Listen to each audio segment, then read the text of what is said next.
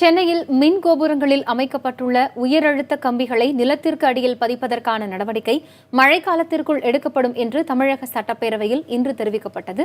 இதுகுறித்தும் சட்டப்பேரவையில் இன்று நடைபெற்ற மற்ற நிகழ்வுகள் குறித்தும் அங்கிருக்கும் நமது செய்தியாளர் ஸ்டாலினிடம் கேட்கலாம். ஸ்டாலின், இன்றைய கேள்வி நேரத்தின் போது கேட்கப்பட்ட முக்கிய கேள்விகளும் அதற்கு அமைச்சர்களின் பதில்கள் குறித்தும் சொல்லுங்கள்.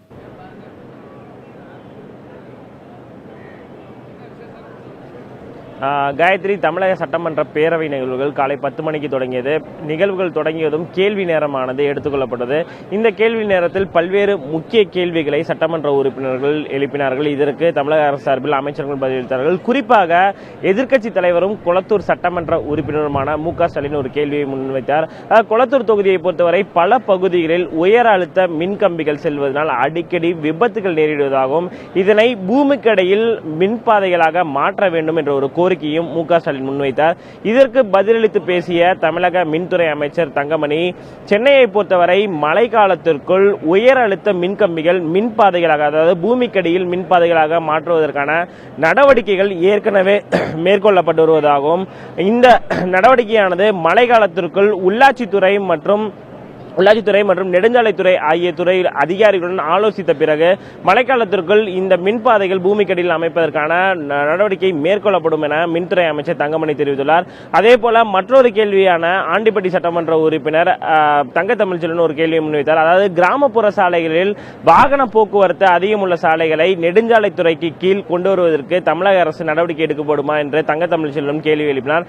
இதற்கு பதிலளித்து பேசிய நெடுஞ்சாலைத்துறை அமைச்சர் எடப்பாடி பழனிசாமி, கிராமப்புறத்தை பொறுத்தவரை உள்ளாட்சித்துறைகள் கீழ் சாலைகளானது கிராமப்புறங்களில் போடப்பட்டு வருவதாகவும் அந்த சாலைகளில் வாகன போக்குவரத்து அதிகம் என கண்டறியப்பட்டால் அந்த சாலைகளை நெடுஞ்சாலைத்துறை கீழ் கொண்டு வருவதற்கான நடவடிக்கைகள் தொடர்ச்சியாக தமிழக அரசு சார்பில் எடுக்கப்பட்டு வருவதாகவும் எடப்பாடி பழனிசாமி தெரிவித்தார். அதே போல மற்றொரு கேள்வியை பொறுத்தவரை ஒரத்தநாடு சட்டமன்ற உறுப்பினர் ராமச்சந்திரன் ஒரு கேள்வியை முன்வைத்தார். அதாவது அந்த கேள்வியை பொறுத்தவரை குடிசை மாற்று வாரிய குடியிருப்புகள் வசிக்கும் மக்களிடம் வாடகைகள் வசூலிக்கப்படுவதாகவும் அதனை தமிழக அரசு உடனடியாக நிறுத்த வேண்டும் என்ற ஒரு விஷயத்தை குறிப்பிட்டார். இதற்கு பதிலளித்து பேசிய வீட்டு வசதித்துறை அமைச்சர் உடுமலை ராதாகிருஷ்ணன், அதாவது குடிசை மாற்று வாரிய வீடுகளை பொறுத்தவரை தற்போது அந்த வீடுகளில் வசிக்கும் மக்களிடம் வாடகை எதுவும் வசூலிக்கப்படுவதில்லை.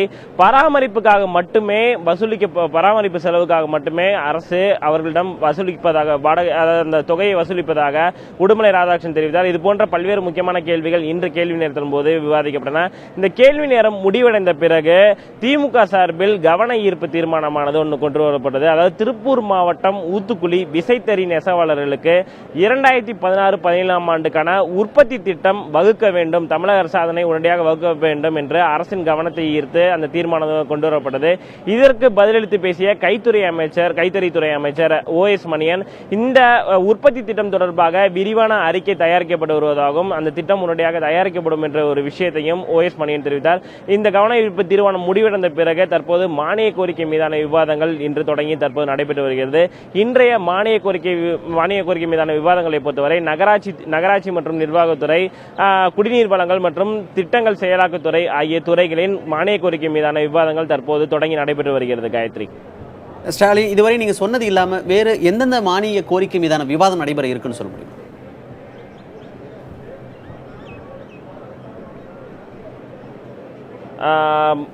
மணிகண்டன், இந்த மானிய கோரிக்கை மீதான விவாதங்களை பொறுத்தவரை கடந்த 4 நாட்களாக தொடர்ச்சியாக நடைபெற்று வந்தன. பல்வேறு விதமான முக்கியமான விவாதங்கள், இந்த மானிய கோரிக்கை மீதான விவாதங்கள் நடைபெற்றன. சட்டமன்ற உறுப்பினர்கள், எதிர்க்கட்சி சட்டமன்ற உறுப்பினர் பல்வேறு கேள்விகளுக்கு தமிழக அரசு சார்பில் அமைச்சர்கள் பதிலளித்து வந்தார்கள். இன்றைய நிலையை பொறுத்தவரை இந்த நகராட்சி நிர்வாகத்துறையை பொறுத்தவரை பல்வேறு விதமான முக்கியமான விவாதங்கள் இன்று எழலாம் என்று எதிர்பார்க்கப்படுகிறது. குறிப்பாக உள்ளாட்சி தேர்தல் வருகின்ற அக்டோபர் மாதத்துக்கு முன்பாக நடைபெற உள்ள சூழ்நிலையில் உள்ளாட்சி துறையில் 50% இடஒதுக்கீடு, அதாவது பெண்களுக்கான இடஒதுக்கீடு விஷயத்தில் 50% இடஒதுக்கீடை தமிழக அரசு கடந்த 2015 ஆண்டு ஒதுக்கியது. இது தொடர்பான விவாதம் இன்று நடைபெறலாம். அதாவது மறுசீரமைப்பு, மறுசுழற்சி இல்லாமல் இந்த உள்ளாட்சி தேர்தல் 2011 ஆண்டு நடத்தப்பட்டது போலவே 2016 ஆண்டும் நடத்தப்படும் என்றும் ஏற்கனவே தமிழக அரசு சார்பில் அரசாணையானது வெளியிடப்பட்டுள்ளது. இந்த நிலையில் இந்த உள்ளாட்சி தேர்தலில் பெண்களுக்கான இடஒதுக்கீடை எவ்வாறு ஒதுக்க உள்ளார்கள், தமிழக அரசு எவ்வாறு ஒதுக்க உள்ளார்கள், அதே போல மறுசுழற்சி மறுசீரமைப்பு இல்லாமல் தேர்தலை எவ்வாறு நடத்தப் போகிறார்கள் என்பது குறித்து எதிர்க்கட்சிகள் கேள்வி எழுப்பலாம். இது தொடர்பான விவாதம் இன்று நடைபெறலாம் என்று எதிர்பார்க்கப்படுகிறது. மணிமாறன்.